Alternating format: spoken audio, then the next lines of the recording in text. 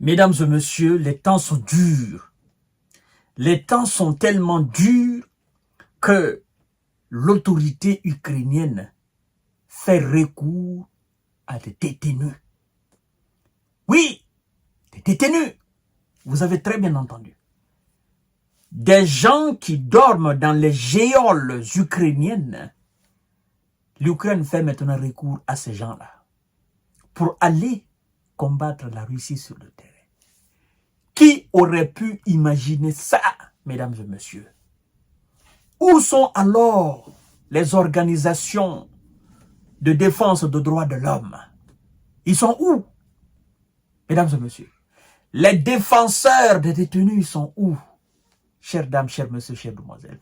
Ceux qui critiquaient ici la Russie, ceux qui tapaient, démontaient ici la Russie pour dire que la Russie est allée chercher des prisonniers pour les enrôler dans l'armée. C'est des gens qui sont enrôlés de force. Il n'y a plus de soldats. La Russie fait recours. Oh non, non, c'est immoral, c'est pas bon.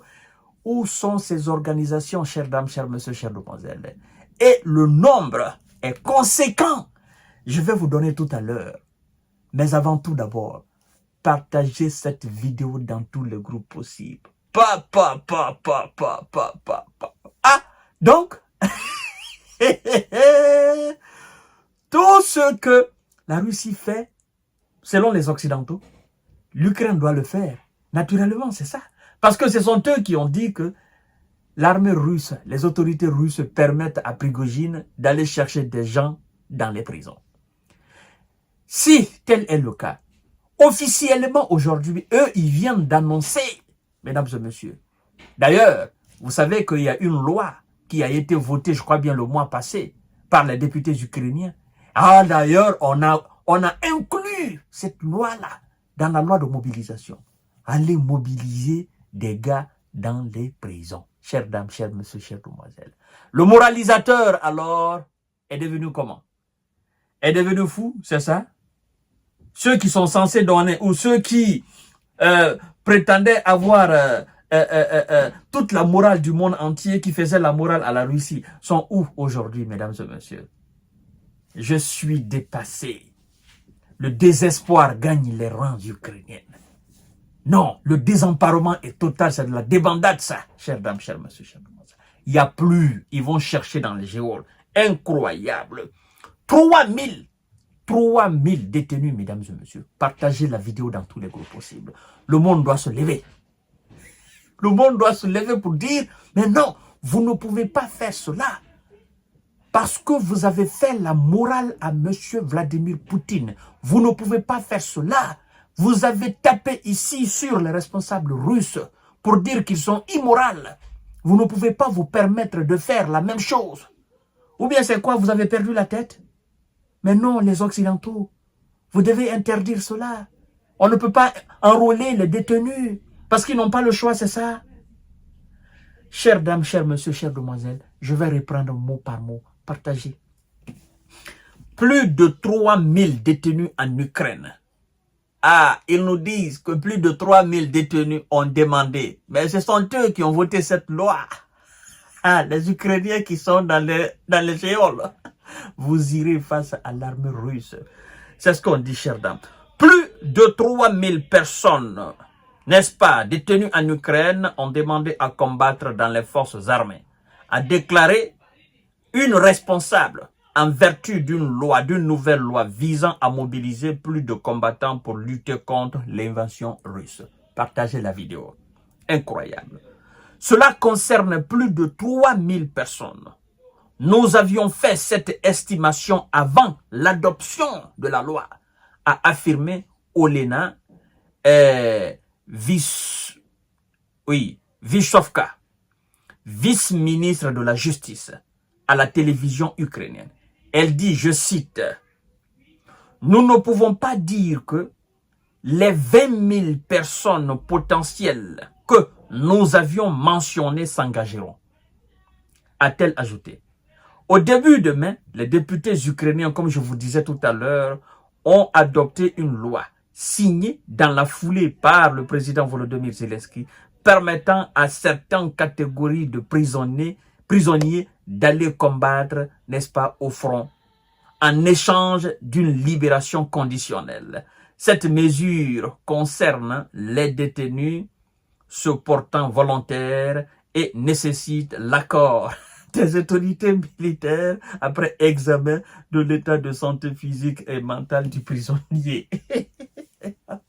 Mesdames et messieurs, vous pouvez nous parler d'accord dans ce cas? Loi que vous avez votée pour mobiliser les détenus. Vous voulez nous faire croire, oh non, nous, on ne fait pas comme les Russes, on ne les prend pas de force, on veut justement leur consentement. S'ils sont d'accord, ils passeront. S'ils ne sont pas d'accord, ils vont rester en prison. C'est faux. C'est faux. Ils iront prendre, mesdames et messieurs, comme ils l'ont dit la fois dernière concernant les Russes. Parce qu'on nous a fait croire qu'à Bakhmout, on a envoyé des gens qui ont perdu la tête, des gens qui sont n'est-ce pas, dans les hôpitaux psychiatriques pour dire oh non, voilà, ils sont tellement désespérés qu'ils sont allés prendre des malades. Vous voyez? Alors aujourd'hui c'est les prisonniers. Demain on va nous dire ah oui, l'Ukraine a fait comme la Russie. L'Ukraine est allée dans les hôpitaux psychiatriques. Ils sont allés prendre des gens qui ont des problèmes, n'est-ce pas, de tête. Vous voyez, mesdames et messieurs, là c'est très compliqué. Il n'y a plus de soldats au front. Oui, parce que hier, dans le témoignage de ce soldat capturé, il nous a dit quoi? Il nous a dit que là où, dans les conditions normales, il doit avoir 100 militaires en Ukraine, aujourd'hui, il n'y a que 25. 25. Donc, les hommes manquent sur le terrain. Alors, quand est-ce qu'ils vont finir de mobiliser les prisonniers? Quand est-ce qu'on va les former? Quand est-ce qu'ils iront combattre? Ou bien tout simplement, on va leur apprendre à tirer.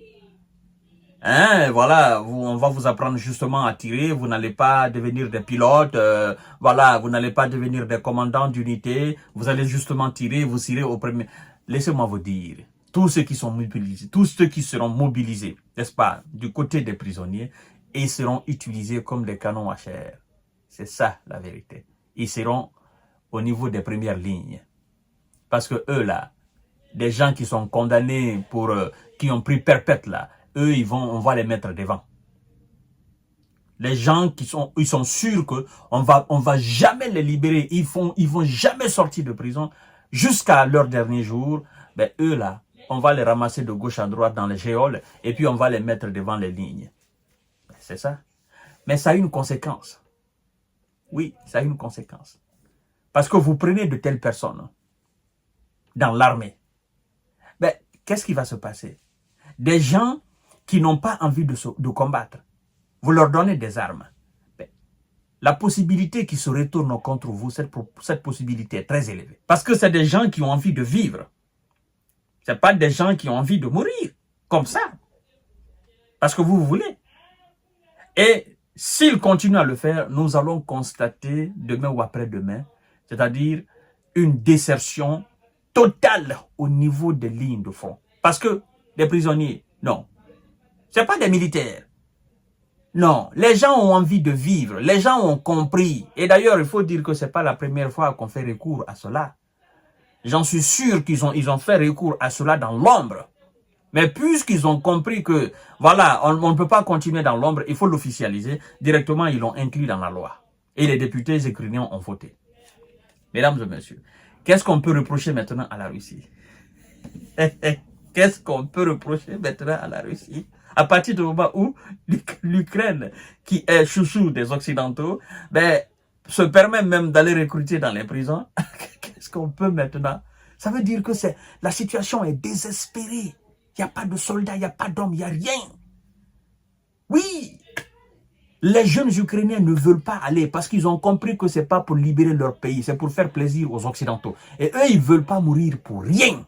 Comme ça. Voilà. Alors, mesdames et messieurs, à tout à l'heure pour notre série d'informations de décortiquage. Partagez la vidéo dans tous les groupes possibles. Le fer est rouge.